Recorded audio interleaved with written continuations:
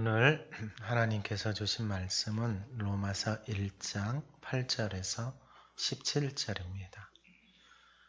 신약성경 239쪽 로마서 1장 8절에서 17절까지 말씀을 봉독할 때 하나님의 음성을 듣는 시간 되시기 바랍니다. 먼저 내가 예수 그리스도로 말미암아 너희 모든 사람에 관하여 내 하나님께 감사함은 너희 믿음이 온 세상에 전파됨이로다. 내가 그의 아들의 복음 안에서 내 심령으로 섬기는 하나님이 나의 증인이 되시거니와 항상 내 기도에 쉬지 않고 너희를 말하며 어떻게 하든지 이제 하나님의 뜻 안에서 너희에게로 나아갈 좋은 길 얻기를 구하노라. 내가 너희 보기를 간절히 원하는 것은 어떤 신령한 은사를 너희에게 나누어 주어 너희를 견고하게 하려 함이니 이는 곧 내가 너희 가운데서 너희와 나의 믿음으로 말미암아 피차 안위함을 얻으려 함이라. 형제들아, 내가 여러분 너희에게 가고자 한 것을 너희가 모르기를 원하지 아니하노니 이는 너희 중에서도 다른 이방인 중에서와 같이 열매를 맺게 하려 함이로되 지금까지 길이 막혔도다. 헬라인이나 야만인이나 지혜 있는 자나 어리석은 자에게 다 내가 빚진 자라. 그러므로 나는 할 수 있는 대로 로마에 있는 너희에게도 복음 전하기를 원하노라. 내가 복음을 부끄러워하지 아니하노니 이 복음은 모든 믿는 자에게 구원을 주시는 하나님의 능력이 됨이라. 먼저는 유대인에게요 그리고 헬라인에게로다. 복음에는 하나님의 의가 나타나서 믿음으로 믿음에 이르게 하나니 기록된 바 오직 의인은 믿음으로 말미암아 살리라 함과 같으니라. 아멘. 우리 올해 2021년 표 한번 외쳐보겠습니다. 항상 쉬지 말고 범사에 다시 한번 해보겠습니다. 입으로 선포 한번 해보세요. 항상 쉬지 말고 범사에. 아멘. 우리 지난주 하가다 말씀 로마서 1장 1절에서 2절 한번 읊조려 보겠습니다. 예수 그리스도의 종 바울은 사도로 부르심을 받아 하나님의 복음을 위하여 택정함을 입었으니 이 복음은 하나님이 선지자들을 통하여 그의 아들에 관하여 성경에 미리 약속하신 것이라. 아멘. 이번 주 하가다 말씀은 14절에서 17절입니다. 한번 읊조려 보겠습니다. 헬라인이나 야만 어리석은 자에게 다 내가 빚진 자라. 그러므로 할 수 있는 대로 로마에 있는 너희에게도 복음 전하기를 원하노라. 내가 복음을 부끄러워하지 아니하노니 이 복음은 모든 믿는 자에게 구원을 주시는 하나님의 능력이 됨이라. 먼저는 유대인에게요 그리고 헬라인에게로다. 복음에는 하나님의 의가 나타나서 믿음으로 믿음에 이르게 하나니 기록된 바 오직 의인은 믿음으로 말미암아 살리라 함과 같으니라. 아멘. 이번 주 하가다 말씀이 15절에서 17절 말씀이 좀 긴데요. 또 이런 긴 말씀 하면은 카운터기 잘 안 올라가거든요. 카운터기 안 올라가서 스트레스 받지 마시고 말씀이 잘 안 애워쳐도 스트레스 받지 마시고 그냥 말씀을 소리내서 계속해서 읊조리고 그리고 여러분들 꼭 카운트 하신 것들을 여러분 매일 이제 목자나 그 방에 들어와 있는 사람들은 매일 올리세요. 여러분 그냥 순종이 제사보다 낫습니다. 그냥 매일 올리세요. 매일. 저와 여러분들이 하나님의 자녀인데 여러분 하나님의 자녀인데 하나님의 자녀처럼 생각하지 못하고 말하지 못하고 행동하지 못하면서 살아가는 것이 이게 고통입니다. 이게 아픔입니다. 여러분 이게 슬픔입니다. 제가 창세기 말씀을 통해서 여러분들에게 말씀을 드렸던 것처럼 남자가 여자를 다스리는 게 저주입니다. 저주. 땀 흘리고 수고하고 아무리 애를 써도 가시덤불 엉겅퀴밖에 나올 수 없는 것이 우리의 인생입니다. 인생. 왜요? 하나님을 떠나서요. 하나님의 말씀을 떠나서요. 여러분 언제까지 그러한 삶을 살아야 됩니까? 여러분 언제까지 그러한 삶을 그냥 아무렇지도 않게 받아들이겠습니까? 여러분 이것은 죽고 사는 문제입니다. 여러분 동물이 예배를 드립니까? 개가 예배를 드립니까? 돼지가 예배를 드립니까? 소가 예배를 드립니까? 오직 사람만 예배 드립니다. 왜? 영원한 존재이기 때문에. 영원한 존재이기 때문에 사람만 예배 드려요. 영원히 사는 것이 그 안에 있기 때문에 살고 싶은 마음이 있기 때문에 그렇게 오래 살려고 그렇게 영원히 살려고 하는 것들을 찾아서 구하고 지금은 과학이 좋으니까 냉동 인간도 만들고 뭐 별짓을 다 하잖아. 옛날에는요 뭐 피라미드 만들고 뭐 하고 똑같아요. 왜요? 하나님의 형상으로 지음받은 하나님의 사람들만 그 영혼을 사모하는 마음을 다 가지고 있다라는 것입니다. 저와 여러분 세상이 줄 수 없는 그 생명을 가지고 있는 그리스도의 피값으로 세워진 저와 여러분인 것을 기억하시기를 주님의 이름으로 축원합니다. 그만큼 소중하다라는 거예요. 오늘 본문의 제목이 빚진 자입니다. 오늘 14절에 보니까 헬라인이나 야만인이나 지혜 있는 자나 어리석은 자에게 다 내가 빚진 자. 바울이 돈 빌렸어요, 이들에게? 아니에요. 예수님을 만나고 나니까 바울은 자기 자신이 그 은혜의 그 복음의 빚을 진 자라는 생각을 합니다. 근데 어떤 사람은 교회를 다니는데 자기 돈 벌 생각만 하고 어떤 사람은 또 교회 다니는데 자기 잘 될 것만 생각하면서 교회 다니는 사람이 있어요.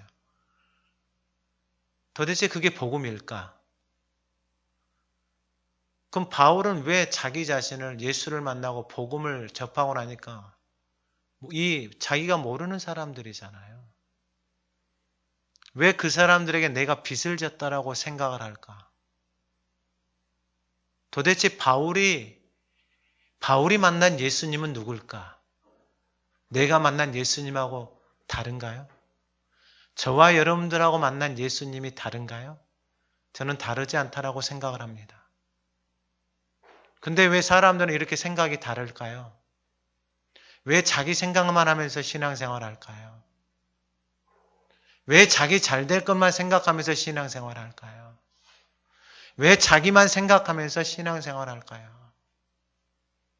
그게 문제가 있지 않을까요? 뭔가 잘못된 생각이지 않을까요? 어떤 사람에게는 내가 전혀 모르는 사람들에게 빚을 진 마음으로 살아가고 있는 사람이 있는데 어떤 사람은 교회를 다니면서 자기 것만 챙기고 욕심만 하고 손 하나 움직이지 않고 아무런 수고도 하지 않으면서 교회를 다니고 신앙생활하는 사람, 저 사람이 믿는 예수님과 내가 믿는 예수님과 바울이 믿는 예수님은 전혀 다른 것처럼 보일까? 여러분 생각해 보셨나요? 도대체 바울은 왜 빚진 자의 마음을 가지고 신앙생활을 할까? 오늘 예배하는 저와 여러분들에게도 이러한 은혜가 있기를 주님의 이름으로 축원합니다. 여러분 쉽게 바꿔 말하면 자녀가 부모 생일이라고 선물 사가지고 와가지고 감사합니다. 고맙습니다. 사랑하고 존경합니다. 여러분 부모는 그 마음, 자기의 마음을 알아줄 때 참 행복하고 내가 지금까지 수고하고 애쓴 것이 전혀 아깝지 않다는 거예요. 여러분 하나님의 사랑도 똑같습니다. 십자가에서 자신의 독생자를 내주면서까지 우리를 사랑하신 그 사랑을, 그 하나님의 은혜를 우리가 조금이라도 헤아리기 시작한다면, 그 마음을 조금이라도 이해를 하기 시작한다면 여러분 우리가 그분 앞에 드리는 시간이 아까울까요? 물질이 아까울까요? 정성이 아까울까요? 삶이 아까울까요? 아니 드릴 수 있는 것이 영광이요.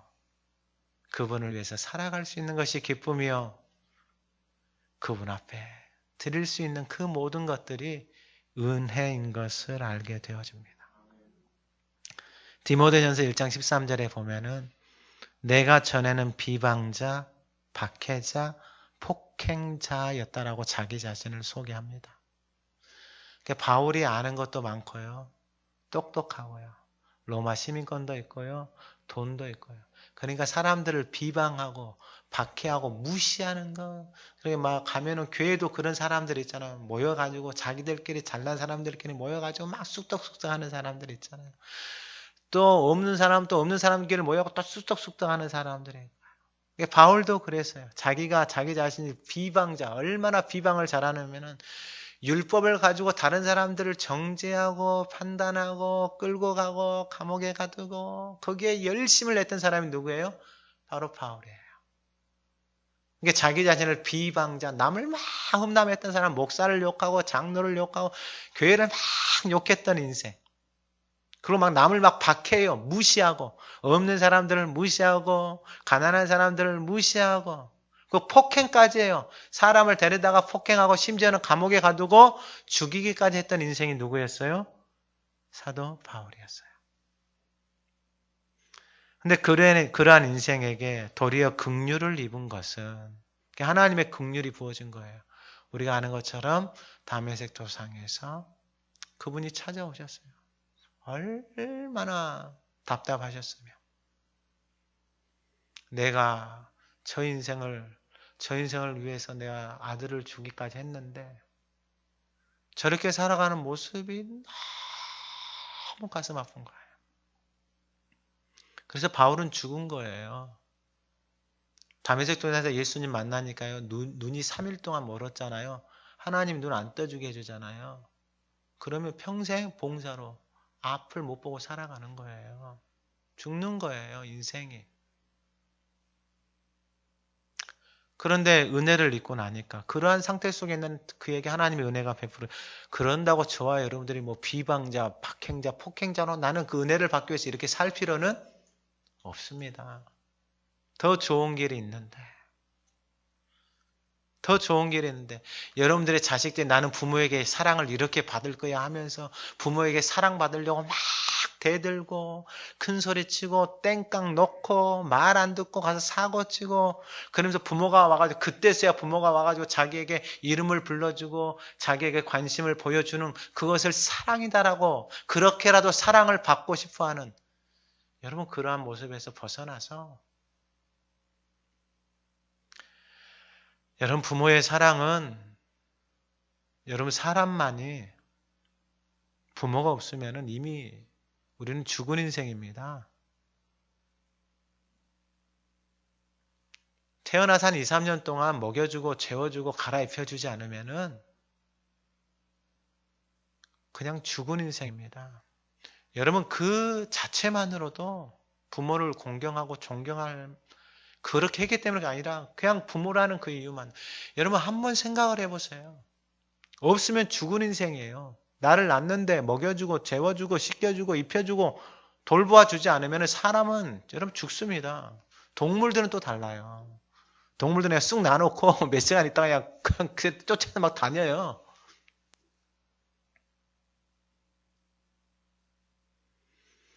여러분 그러한 자녀가 그 부모의 은혜를 알고 그 사랑을 알고 그 아픔과 고통을 참아온 것을 이해해주고 그리고 그 부모 앞에서 사랑합니다. 감사합니다. 존경합니다. 또 가끔 보면 어떤 사람은 부모가 일찍 떠났는데 부모님이 일찍 돌아가셨는데 그 사랑을 늦게 깨달은 거예요. 그래서 부모님과 같은 사람들을 어떤 사람도 섬기고 있고 돌봐주고 있는 것들을 경험하게 되어집니다. 왜요? 그 사랑을 아니까. 근데 몰랐어요. 그 전에는 몰랐어요. 여러분 신앙생활도 이와 똑같습니다.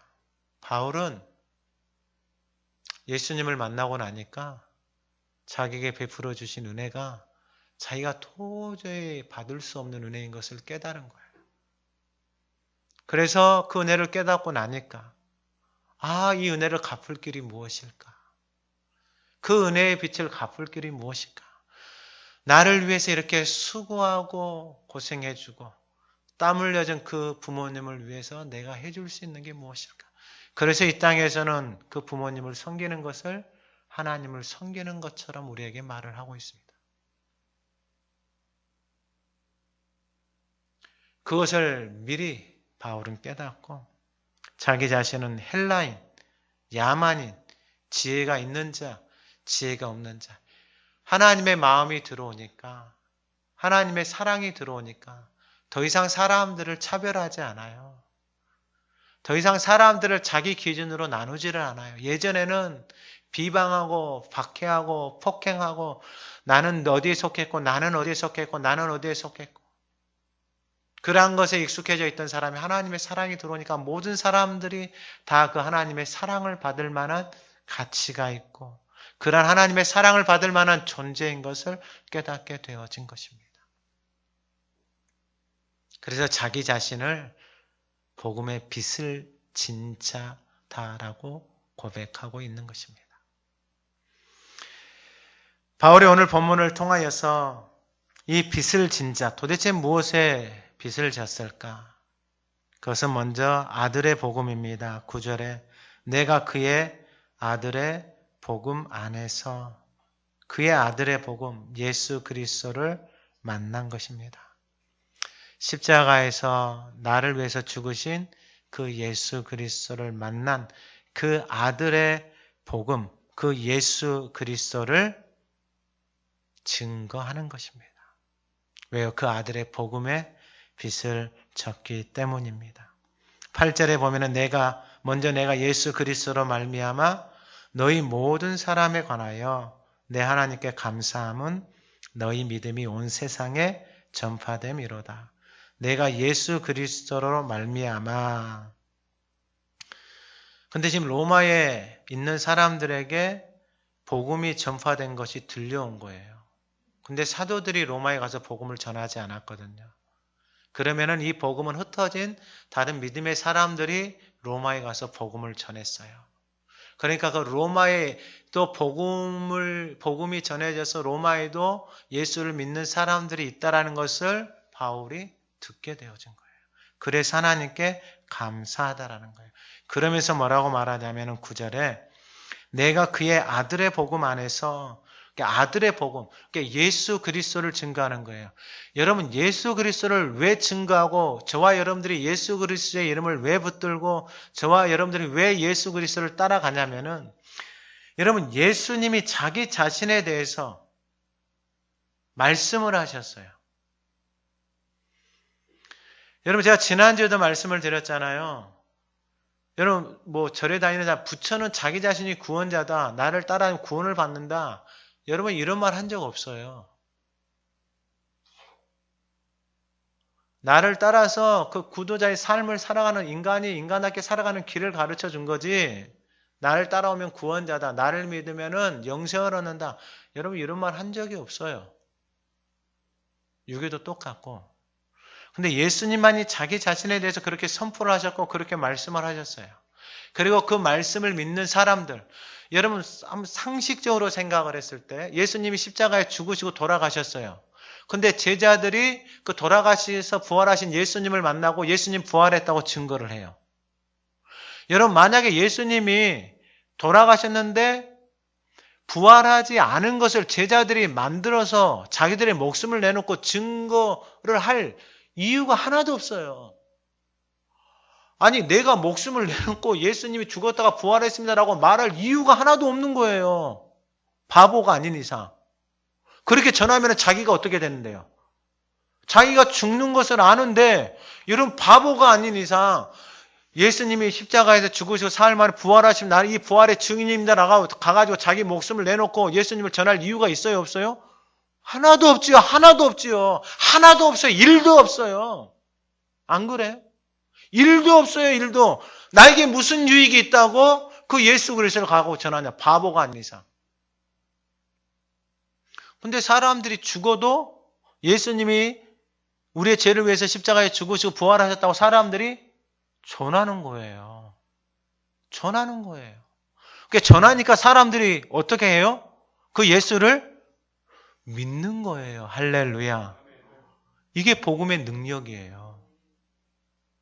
그러니까 예수님이 우리의 죄를 위해서 죽으시고 사흘 만에 부활하셨다라고 전하니까 사람들이 이 말을 듣고 사람들이 뭐 하는 거예요? 예수를 구원자로 받아들이는 거예요. 이게 복음의 능력이다라는 거예요. 할렐루야.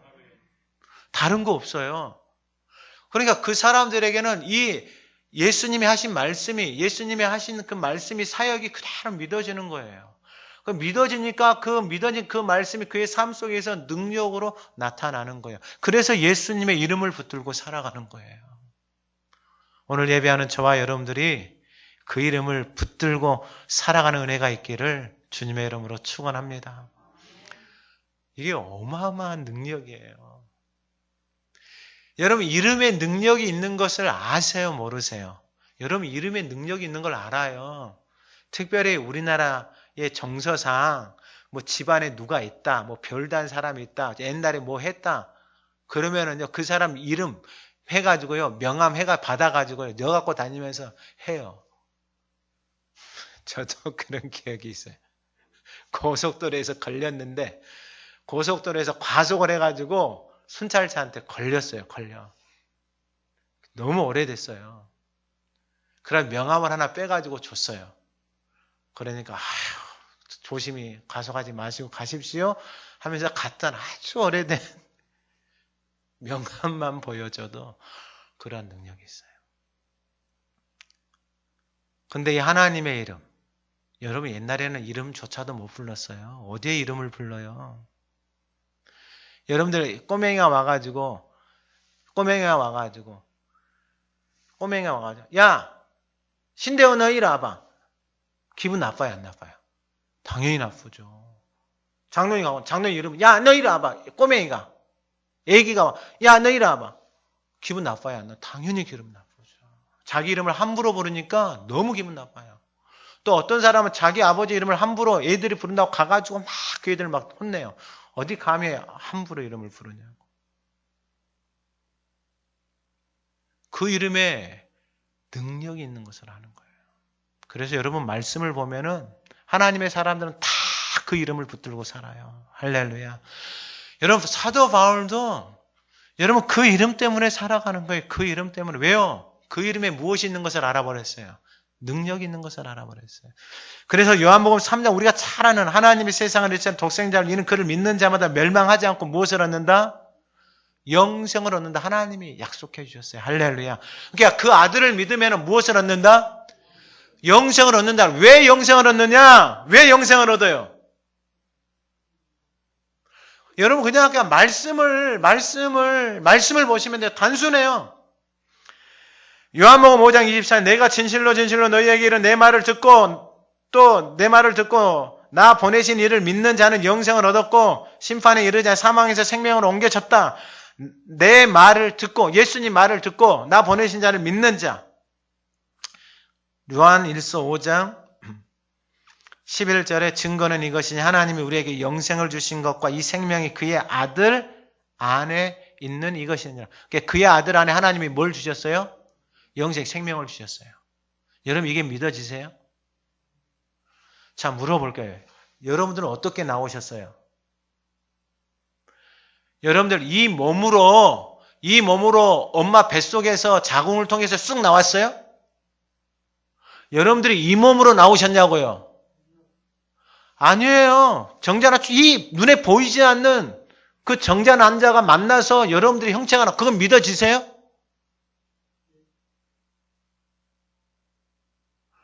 그거는 의심 안 해보셨어요?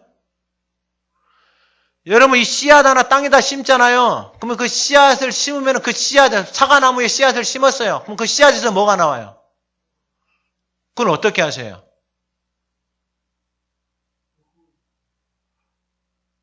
보니까 믿어지죠? 그럼 저와 여러분들은 어떻게 나왔어요? 눈에 보이지 않는 그 정자 난자가 만나가지고 저와 여러분들 같은 형체가 나왔어요. 이건 믿어지세요? 도대체 뭘 알고 믿는 거예요? 어떻게 나온지 아시냐고요? 몰라요. 근데 어떻게 알아요? 이렇게 되어져 있으니까 믿는 거예요. 여러분, 이 정죄한 환자가 만나서 저와 여러분과 같은 형체가 나오는 것이 믿어지는데 저와 여러분들이 죽어서 흙으로 가죠. 그럼 저와 여러분들이 죽어서 하나님의 형상으로 부활하는 것은 믿어지세요? 여러분, 이거 지식으로 믿는 게 아니에요. 하나님의 말씀이 내 안에 들어와서 그 말씀이 믿음으로 믿어지는 거예요. 할렐루야. 근데 어떤 사람은 막 보여달라고 이야기를 해요. 그 니고데모하고 똑같은 거예요. 그럼 당신 나는 거 한번 보여주세요. 그러면 당신은 어떻게 설명을 할까요? 자기도 모르는 것을 그렇게 이야기합니다. 그러나 예수님 안에, 예수님 뭐라고 말씀하셨냐면 내 안에 생명이 있다라는 거예요. 할렐루야. 그래서 복음을 뭐라고 말하냐면 하나님의 아들 예수 그리스도. 누구의 아들? 하나님의 아들. 왜 하나님의 아들? 하나님 나라의 그 씨를 가지고 오신 거예요. 그 씨앗이 내 안에 들어온 거예요. 할렐루야. 그래서 그 씨앗이 내 안에 자라서 영원한 생명. 왜요? 나한테는 그 생명이 없어요. 영생을 받을 조건이 하나도 없어요. 그래서 예수님이 그 영원한 생명을 가지고 오셨어요. 그래서 그 예수를 믿으면은 그 생명이 내 안에 들어오는 거예요. 할렐루야.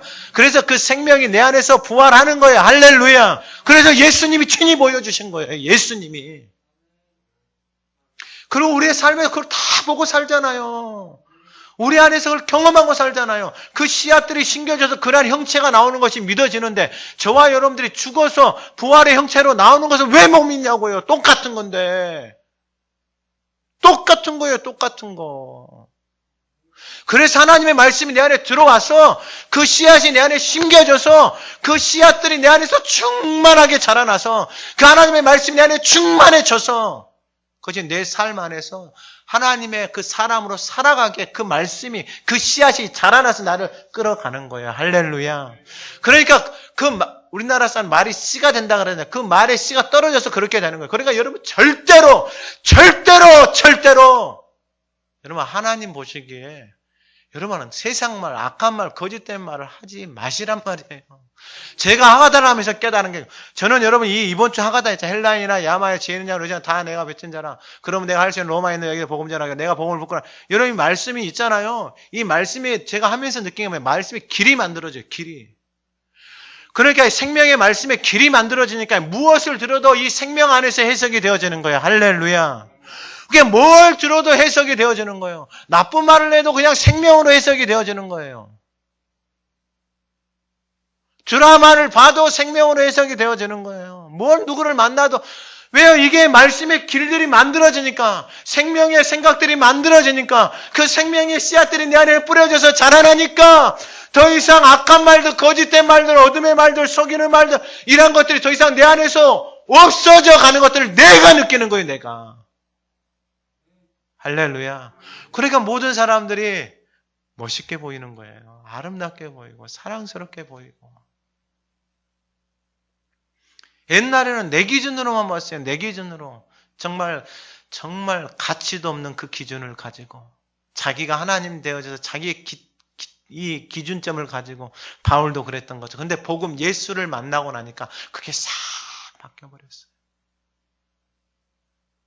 오늘 예배하는 저와 여러분들에게 이 놀라우신 아들의 복음이 저와 여러분들 안에 충만하게 거하는 은혜가 있기를 주님의 이름으로 축원합니다. 그래서 여러분 요한복음에 보게 되어지면은 예수님이 자기 자신을 뭐라고 말했냐면은 요한복음 6장 35 나는 생명의 떡이다. 왜 이 말씀이 중요하냐면은요. 여러분 자기 자신을 이렇게 말하는 여러분 사람이 없어요. 자기 자신이 나는 부활이고 생명이다. 여러분 이 땅에 있는 누가 말을 해요? 이런 말을 할 수도 없어요. 여러분 이단들도 이런 말을 할 수가 없어요. 나는 생명의 떡이다라는 거예요. 그 생명의 떡 그게 뭐예요? 하나님의 말씀이에요. 그러니까 저와 여러분들이 생명의 떡을 먹으면 어떻게 되는 거예요?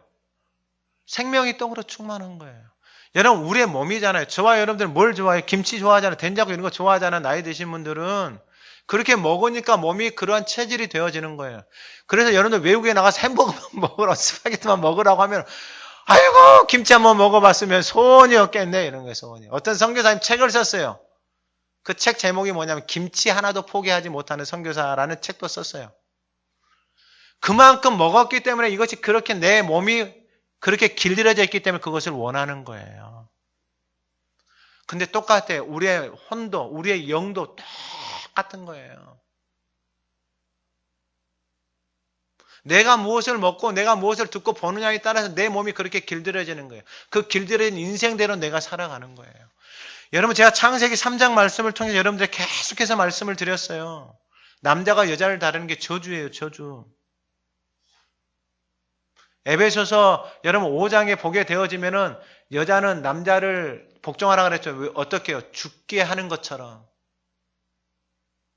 남자는 여자를 어떻게 하라 그랬어요? 목숨 내놓고 사랑하라 그랬어요. 주님이 교회를 위해서 목숨을 주신 것처럼. 여러분, 이게 가정이에요. 이게 부부예요. 이게 하나님의 말씀하신 원리, 우리 저와 여러분들이 사는 길이다고요. 근데 이 원리를 모르고 여전히 군림해가지고 살아가는 사람들, 자랑하는 사람들, 여러분, 이게 저주인 것을 몰라요. 하나님 없이 땀 흘리고 수고하고 불철주야하면서 자기 수고로 살아가는데 엉겅퀴밖에 안 나오는 것이 왜 내 삶은 안 될까? 왜 안 될까? 그걸 몰라요, 몰라. 왜? 이미 하나님은 다 말씀해 놓으셨어요. 하나님을 떠난 인생이 그렇게 될 것이다라고. 그냥 그렇게 되어지는 게 말씀대로 그대로 되어지는 거예요. 사는 길은 뭐예요? 하나님 앞에 돌아가서 주신 말씀이 있잖아요. 할렐루야. 이게 얼마나 놀라운 은혜고 축복인 줄을 모르는 거예요. 그리고 하가다를 하면서 너무나도 감사한 거예요. 여러분, 하가다를 좀 많이 하세요. 할렐루야. 많이 하세요, 많이. 왜냐하면 제가 호야를 보니까 제가 호야는 햇빛이 계속 놔두니까 꽃이 그냥 그렇게 펴요. 그게 많이 하나님의 말씀에. 그러면 여러분, 호야를 햇빛에 걸어놨기 때문에 여러분, 호야가 그렇게 꽃을 핀다. 햇빛에 걸어놓지 않고 그늘에 걸어놔도 호야는 꽃을 핀다. 꽃은 안 펴요, 여기서는. 그러면 호야가 꽃을 피는데 여러분, 호야가 꽃을 피기 위해서 필요한 게 뭐냐면은 이 모든 것들을 다 가지고 있어요. 저와 여러분도 똑같이 다 가지고 있어요. 그러면은 이것을 어디에다가만 걸어놓으면 되는 거예요? 햇볕에다만 걸어놓으면 되는 거예요. 그러면 햇빛이 능력이에요. 할렐루야. 말씀이 능력이에요. 할렐루야. 그래서 말씀이 계속해서 비춰지잖아요. 햇볕이 계속해서 비춰지잖아요. 그 안에서 광합성 작용이 그 식물 안에서 일어나도록 하나님이 창조를 해놓으셨어요. 그러니까 저와 여러분들이 하나님의 형상을 지금 받았잖아요. 그게 하나님의 말씀에 계속해서 비춰지는 거예요. 그러니까 내 인생을 돌아보면서 그 말씀에 비춰지는 삶이 없었잖아요. 그러면은 여러분 많이 비춰주세요. 그냥 다 비춰버리세요. 다 비춰, 하루 종일. 그러면은요, 이 식물은 그대로인 것 같은데 햇빛이 비춰지면은 그 식물 안에서 막 작용을 해요. 식물이 막 햇볕이 비춰지니까 그 식물 안에서 막 작용을 해요. 그것은 햇볕이 비춰질 때만 작용을 해요. 햇볕이 안 비춰지면은 그냥 가만히 그대로 있는 거예요. 그러니까 햇빛이 비춰지면은 많이 비춰지면은 그 빛이 비춰지니까 그 안에서 막 식물이 막 작용을 해요. 제가 하가다 말씀을 하면서 깨달은 게 이거예요. 말씀의 빛이 계속 비춰지니까 그 말씀이 내 안에 들어와서 작용을 해요. 부정적인 생각들, 거짓된 생각들, 우울한 생각 나도 모르게 없어져요. 할렐루야. 그냥 좋은 거예요. 그냥 좋은 거예요. 그냥 좋은 거예요. 그냥. 그래서 내 안에서 막 소망이 생기는 거예요. 소망이. 그래서 소망이 생기면 하나님의 말씀이 인도해 간다는 걸 깨닫게 되어져요. 그래서 하나님 만나야 될 사람들 만나게 하시고요. 봐야 될 것들을 보게 하시고요. 깨달아야 될 것들을 깨닫게 하시고요. 본당에서 기도하면 기도해야 될 사람들을 생각나게 해주시고요. 아, 이게 빛 가운데서 그 하나님의 말씀에 비춰져 살아가는 삶이다라는 것을 알게 되어지는 거예요. 그래서 예수님이 하신 말씀, 여러분 그 말씀을 붙잡고 그 말씀이 여러분들 안에서 그대로 순종합니다. 내가 생명의 떡이니까 우리는 그 생명의 떡을 뭐 하면 되는 거예요? 먹으면 어떻게 되는 거예요? 살아나는 거예요. 할렐루야. 여러분 욕을 바가지로 먹으면은요, 남편이 아내가 나에게 막 말을 함부로 하면은요, 마음이 상하고요, 몸이 상하고요, 기분도 상하고요, 감정도 상하고요, 생각도 상하고요, 몸도 다 망가져버려요. 그 욕 한마디 먹어가지고 기분 나쁜 말 한마디 먹어가지고 다 망가져버린다고요. 더 이상 이제 그러한 삶을 살지 말자고요. 언제까지 살아요? 언제까지? 근데 그 길을 가르쳐 주셨어요. 그 길을. 두 번째는 뭐냐면은 이 한 아들의 복음을 바울이 이제 전하는데 어디로 가려고 하는 거예요? 지금 로마로 가려고 하는 거예요. 근데 로마에 바울이 돈 빌린 사람이 있다 없다? 돈 빌리는 빚 갚으러 가는 게 아니에요. 로마로 가려고 하는데 9절에 아들의 복음은 내 심령으로 섬긴 하나님 나의 증인이 되시고 항상 내 기도에 쉬지 않고 너희를 말하며. 아니 바울은 지금 로마에 가서 복음을 전했어요? 안 전했어요? 복음 전하지 않았어요. 로마에 갔어요? 안 갔어요? 로마에 가지도 않았어요. 근데 아까 말씀드린 대로 박해로 인해 흩어진 사람들이 가서 로마에서 복음을 전했어요. 그러니까 그 사람들이 복음을 받아들였어요. 근데 문제가 있어요. 문제가 뭐냐면은 그곳에 있는 유대인들이 예수님을 믿었어요. 유대인들이 예수님을 믿으니까 어떤 생각이 있냐면은 야, 할례도 해야 돼. 야, 안식일도 다 해야 돼. 근데 유대인이 아닌 이방인 사람들, 헬라인들이 예수를 믿었어요. 그러니까 세상에서 살았던 방법을 가지고 교회에 와가지고 하나님을 섬긴다라고 하면서 일을 하는 거예요. 그러니까 교회가 어떻게 되는 거예요? 교회가 난장판이 돼버리는 거예요.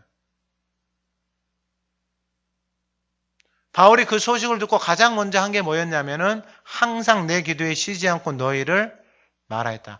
항상 내 기도에 쉬지 않고 너희를 뭐하였다? 말하였다라는 거예요. 그러니까 하나님의 은혜를 깨닫고 그 하나님의 놀라신 복음을 깨달은 사람들은 뭐 해야 되냐면 교회에 인자 온 사람들 있잖아요. 아무것도 몰라요. 하나님의 말씀도 몰라요. 하나님을 어떻게 섬겨야 되는지도 몰라요. 바울이 그걸 보고 나서 그걸 듣고 난 다음에 항상 기도하기 시작하는 거예요. 왜요? 바울은 교회가 무엇인지를 알거든요. 여러분 교회는 뭐예요? 그리스도의 몸이에요.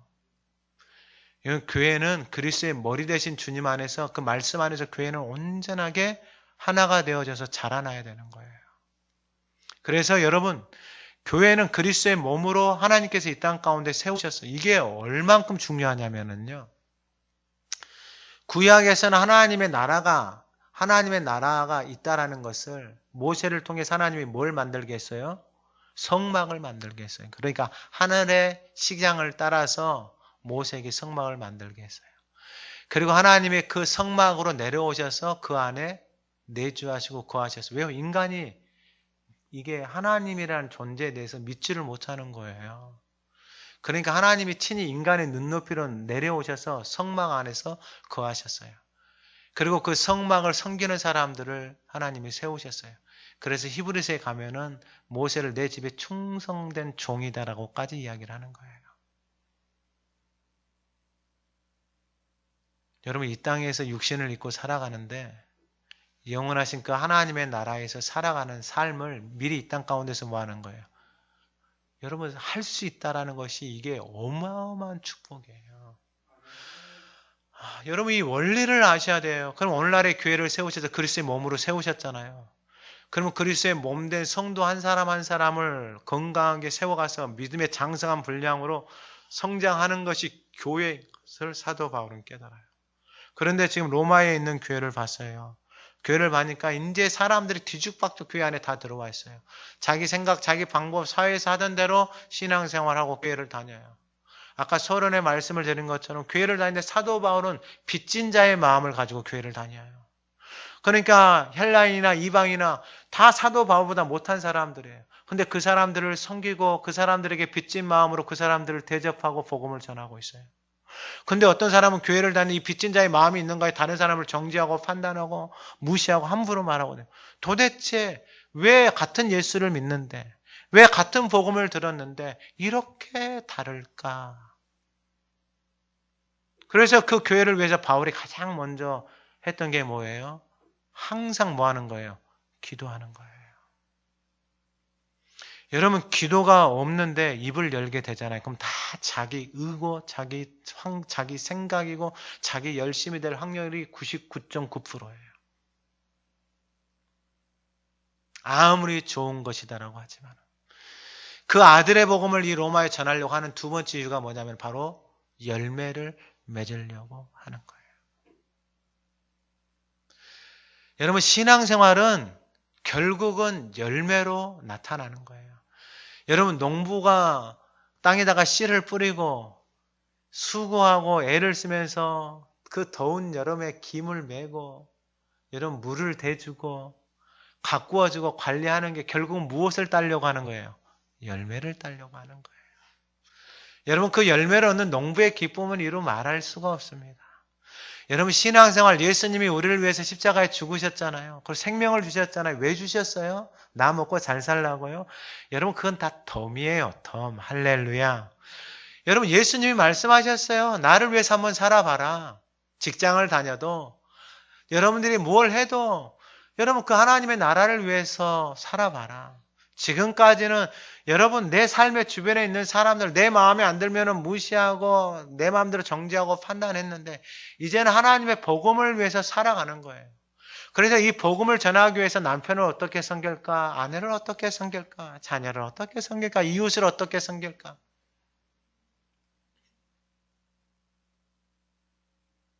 무엇을 얻기 위해서요?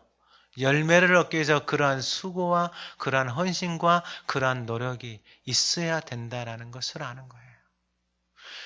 이것을 알기 때문에 바울이 그 로마에 있는 사람들 자신이 한 번도 가보지도 않고 만나보지도 않는 사람들을 위해서 뭐 하기 시작하는 거예요? 기도하기 시작하는 거예요. 그것이 한두 번이 아니라 항상 기도하기 시작하는 거예요. 그러면서 기도하는데 10절에 보니까 어떻게 하든지 이제 하나님의 뜻 안에서 너희에게 나아갈 좋은 길 얻기를 구하노라. 계속 기도하는데 하나님의 뜻 안에서 기도를 하지만 하나님의 뜻이 열려야 되는 거예요. 여러분 자기가 가보지도 않는 거, 자기가 만나지도 않는 사람들에게 복음을 전하고 교회를 세우기 위해서 그리 가려고 하면 길을 바로 열어줘야지 좋은 일이잖아요. 근데 하나님이 길을 안 열어줘요. 그래서 바울이 할 수 있는 게 뭐예요? 계속해서 기도하고 있는 거예요. 언제까지요? 하나님의 뜻 안에서 길이 열릴 때까지. 저와 여러분들의 삶에 올해도 제가 여러분들 낸 언약서를 보면서 뒤에 기도 제목을 다 봤습니다. 가정을 위해서 기도하고 남편을, 아내를 위해서 또한 친척들을 위해서 적어놓은 기도 제목들을 다 봤습니다. 여러분 포기하지 마세요. 항상 기도하세요. 그러면 하나님이 들으시고 하나님이 때를 따라서 길을 열어주십니다. 할렐루야. 여러분 바울이 로마로 가고 싶어서 기도했어요. 근데 그에게 열린 길은 뭐였냐면은 그가 죄수가 되어져서 로마로 호송이 되어진 것입니다. 어떻게 로마로 가게 됐다고요? 자기 자신이 죄인이 되어져서 로마로 호송이 되어졌다라는 거예요. 여러분 이게 하나님의 계획이고 하나님의 선하신 뜻이다라는 것입니다. 그러니까 하나님이 여시는 거예요. 하나님 앞에 기도하고 이 하나님의 생명의 복음을 붙들고 기도하는 사람들에게는 전혀 생각지 않는 방법으로 하나님께서 그 길들을 열어주신다라는 것입니다. 때로는 그 길이, 그 복음의 길이 나의 언어 때문이다면 하나님이 나의 언어를 바꾸시도록 합니다. 나의 행동이다면 나의 행동을 바꾸시도록 합니다. 나의 삶의 모습이다면 나의 삶의 모습을 하나님이 바꾸시게 합니다. 왜냐하면 하나님이 그걸 깨닫게 해주시거든요. 내 안에 그것이 나를 맡고 있구나. 내 안에 이것이 복음을 맡고 있구나. 내 안에 이것이 하나님의 그 은혜를 맡고 있다는 걸 내가 하나님이 스스로 깨닫게 해주시는 거예요. 여러분 만약에 바울이 하나님의 은혜를 깨닫고 여전히 옛날 했던 것처럼 남을 비방하고 예수 다 믿어? 그래갖고 어떻게 살아? 하면서 여전히 비방하고 박해하고 그렇게 살아간다면 누가 예수를 믿겠습니까? 예수 믿을 사람 한 사람도 없다라는 것입니다. 그러면서 11절에 뭐라고 말하냐면은 내가 너희 보기를 간절히 원하는 것. 여러분 이게 왜 자기와도 전혀 상관이 없는 사람들인데 그냥 적당히 교회 다니고 그냥 우리 가정 잘 되면 그것으로 끝나지. 자기와 전혀 상관없는 사람, 헬라인, 그리고 지식 있는 지혜 없는 이런 사람들에게 왜 이렇게 그들 보기를 간절히 원할까? 여러분 교회가 무엇인지를 알아요. 여러분 저 상태로 교회를 놔두잖아요. 여러분 그러면 교회는 시장, 세상보다 못한 집단이 되어져 버립니다. 헬라인, 로마인, 고린도전서에 나와 나는 아볼로에게 속했고 나는 게바에게 속했고 나는 예수에게 속했고 나는 바울에게 속했다면 서로 치고받고 싸우는 거예요. 여러분 그게 교회입니까? 몰라도 너무 모르는 거예요. 정말 그러니까 바울이 간절히 가기를 원하는 거예요. 가서 뭐 하려고요? 바로 11절에 어떤 신령한 은사를 너희에게 나누어. 아니 무슨 신령한 은사를 나누어 줍니까? 이 신령한 은사를 왜 나누어 줄까요? 여러분 구약의 하나님의 성전에서 일했던 사람들, 하나님의 부르심을 받은 사람들, 여러분 그 사람들은 다 하나님이 주신 지혜와 지식을 따라서 하나님의 전을 맡았던 사람들입니다. 여러분 살아계신 하나님의 일을 어떻게 내 생각, 내 방법, 내 경험, 세상의 방법으로 할 수 있겠어요? 여러분 이건 정말 무모하든지 정말 바보 아니면 하지 않아요. 그냥 이건 상식이에요. 상식. 여러분 세상에 기업 하나만 가더라도, 여러분 공장 하나만 가더라도, 그 집 안에만 들어가도 여러분 그 집에 생활이 있고 습관이 있고 양식이 다 있는데 그 집에 가가지고 뭐 내 마음대로, 이건 있을 수가 없는 일이잖아요. 근데 여러분 하나님, 나에게 생명을 주신 하나님인데 그 하나님의 뜻을 모르고 하나님 앞에 묻지도 않고 하나님 앞에 기도도 하지 않고 그 일을 한다라는 게 얼마나 위험한 것인지를 사도 바울은 알아요. 그래서 그들에게 무엇을 나눠주려고 하는 거예요? 신령한 은사. 여러분 신령한 은사라는 게 다른 게 아니에요. 옛날에는 나에게 있던 것들이 부끄러웠어요. 내가 청소하는 게 부끄러웠어요. 근데 이게 아니에요. 이게 하나님의 은사라는 걸 깨닫게 되어지는 거예요. 할렐루야. 가르치는 것이 은사다는 걸 깨달아지는 거예요. 찬양하는 것이 은사다는 걸 깨달아지는 거예요. 아, 남의 이야기를 들어주는 것이 은사라는 것이 깨달아지는 거예요. 옛날에 나는 못 배웠으니까 나는 이거, 여러분, 이건 내 열심이고 내 의로 하는 거예요. 거기에는 여러분, 이 기쁨도 없고, 그리스도의 몸을 세울 수도 없고, 하면 할수록 망가뜨리는 일밖에 더 할 수밖에 없다라는 거예요. 그래서 바울이 무엇을 나눠주는 거예요? 신령한 은사를 나누어 줘요. 그래서 뭐 하려고 하는 거예요? 너희를 견고하게 하는 거예요. 너희에게 나누어서 너희를 견고하게, 흔들리지 않게 하는 거예요. 할렐루야. 그의 마음이, 그의 영혼이, 그의 삶이 흔들리지 않고 견고하게 하나님의 집에 세워져서 그리스도의 몸을 세워가는 일에, 그 신령한 은사를 받은 대로, 하나님이 나에게는, 이걸 음식을 요걸 잘하게 해주셨지. 하나님이 나에게는 이러한 세상들을 꼼꼼하게 살피게 해주셨지. 하나님이 나에게는 이러한 것들을 수리할 수 있는 은혜를 주셨지. 하나님이 나에게는 이러한 것들을 돌볼 수 있는 은혜를 주셨지. 사람에게 전하는 은혜를 주셨지. 그 사람 이야기를 듣게 해주셨지. 하나님 차량으로 봉사하게 해주셨지. 방송실로 봉사하게 해주셨지. 여러분 이 은사를 깨닫게 되어지는 거예요. 은사를. 그래서 어떻게 하신다고요? 견고하게 하는 거예요. 할렐루야. 오늘 예배하는 저와 여러분들의 가정이 이러한 하나님의 은사 안에서 견고하게 세워진 은혜가 있기를 주님의 이름으로 축원합니다. 여러분 가정이 견고하게 세워져야 되는 거예요. 남편과 아내가 견고하게 하나님이 주신 사랑 안에서 목숨을 내고 그 아내를 사랑하고, 여러분 이건 찾아야 돼요. 그 남편을 위해서 그냥 섬겨주고 복종해 주는 거예요. 저 인간이 이뻐서가 아니에요. 하나님의 말씀에 순종하는 거예요. 그래서 섬기고 복종하자는 건 그렇게 아름다울 수가 없어요. 할렐루야.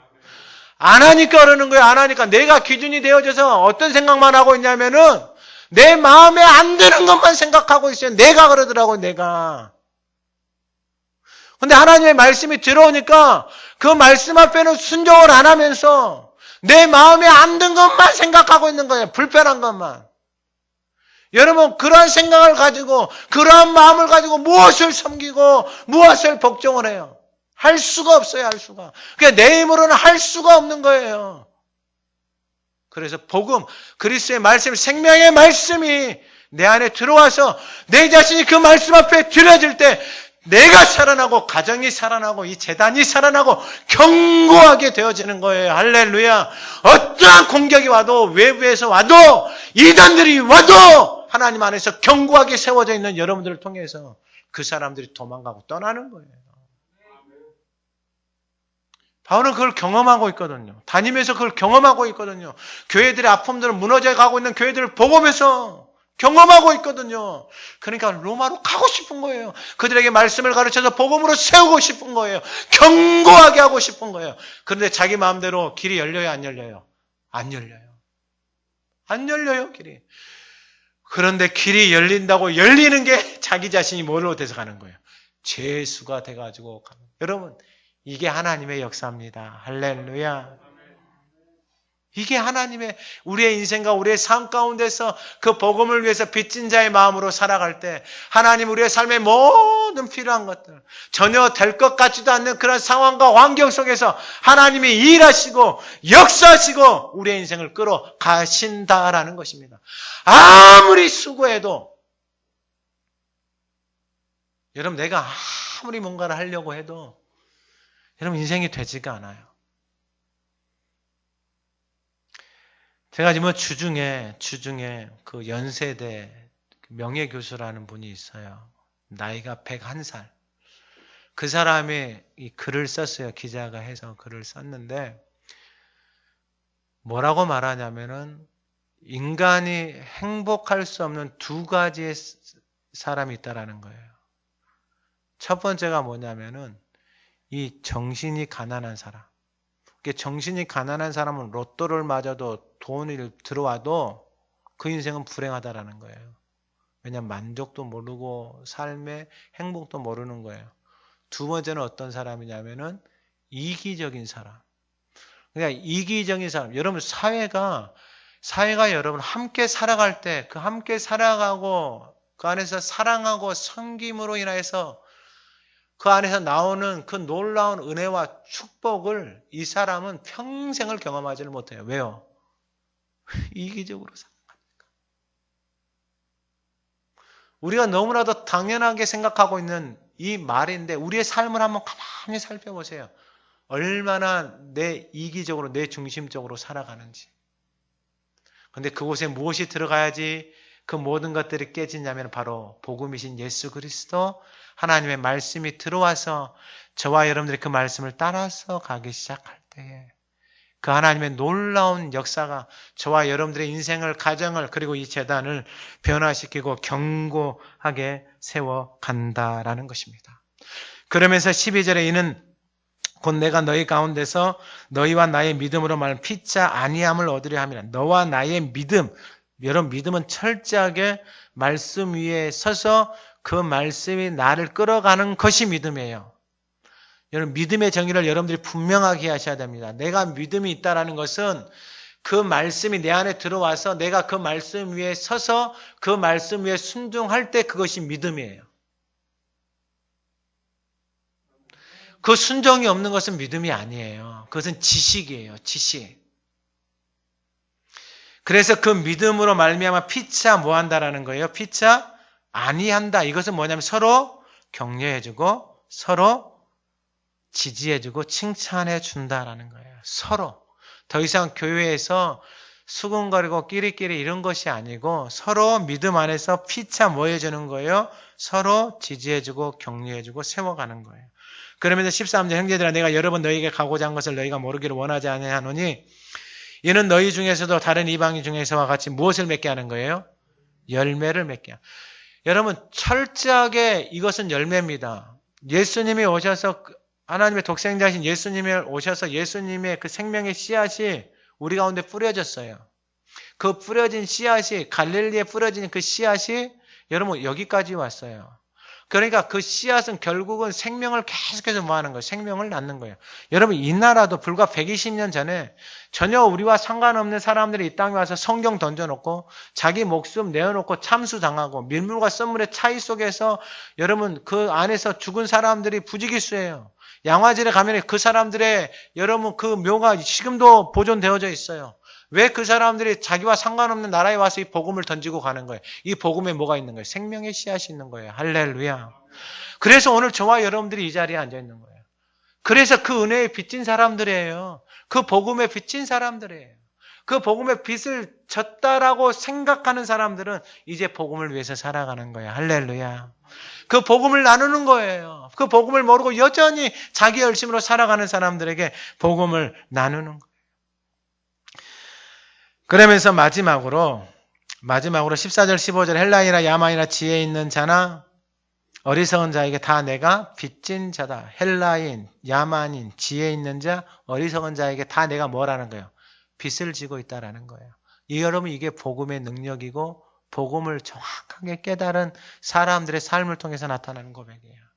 그러니까 쉽게 말씀은 이 나라의 복음을 가지고 온 사람이 죽었어요. 그 복음의 씨앗을 뿌려놓고 그 복음의 씨앗이 저와 여러분들에게 왔어요. 그래서 저와 여러분들의 복음이신 예수 그리스도 그 생명의 씨앗이 저와 여러분들 안에 뿌려졌어요. 왜 뿌려졌어요? 가서 뿌리라고요. 할렐루야. 예수님이 약속해 주셨어요. 복음을 위해서 나를 위해서 마음을 들이고 시간을 들이고 정성을 들여보라 이거예요. 여러분 드려야지만 하나님이 일하실 거 아니에요. 여러분 드려야지만 하나님이 일하실 거 아니에요. 하나님 앞에 아무것도 안 하면서 주세요. 여러분 이게 세상하고 뭐가 다르냐 이 말이에요. 그리고 마지막으로 이 열매는 내 열심으로 이루어지는 것이 아니라 16절에 하나님의 능력으로 이루어지는 거예요. 그래서 우리 16절 말씀 다시 한번 읽어봅니다. 내가 복음을 부끄러워하지 아니하는 이 복음은 모든 믿는 자에게 구원을 주시는 하나님의 능력이 됨이라. 먼저는 유대인에게 그리고 헬라인에게로다. 복음에는 뭐가 있다고요? 능력이 있다라는 거예요. 능력이. 그러니까 저와 여러분들의 말에 능력이 있잖아요. 저와 여러분들의 말에 능력이 있잖아요. 근데 이 하나님의 복음에는 하나님의 능력이 있는 거예요. 할렐루야. 그러니까 우리는 뭐 하면 되는 거냐? 하나님의 능력, 이 복음을 전하면 되는 거예요. 예수 믿으세요. 할렐루야. 나와 같이 예수 믿읍시다. 교회 갑시다. 이렇게 이 복음이신 예수 그리스도를 전하는 거예요. 그런데 16절 봤어요. 내가 복음을 부끄러워하지 아니하노니, 이 말을 바꿔 말하면 내가 복음을 부끄러워할 수 있다라는 거예요. 여러분 왜 복음이 부끄러워질까요? 여러분 그 사람은 참으로 은혜로운 사람이에요. 그 마음과 그 영혼이 살아있는 사람이에요. 왜냐하면은 그 복음 앞에 자기 자신이 보이거든요. 그 부끄러운 모습이 보이거든요. 그래서 그 모습을 자기 자신이 보는 거예요. 그래서 원수는 그때에 우리가 조심해야 될 게 있어요. 원수는 그 자기 자신을 보면서 그 부끄러운 것을 계속해서 생각나게 해요.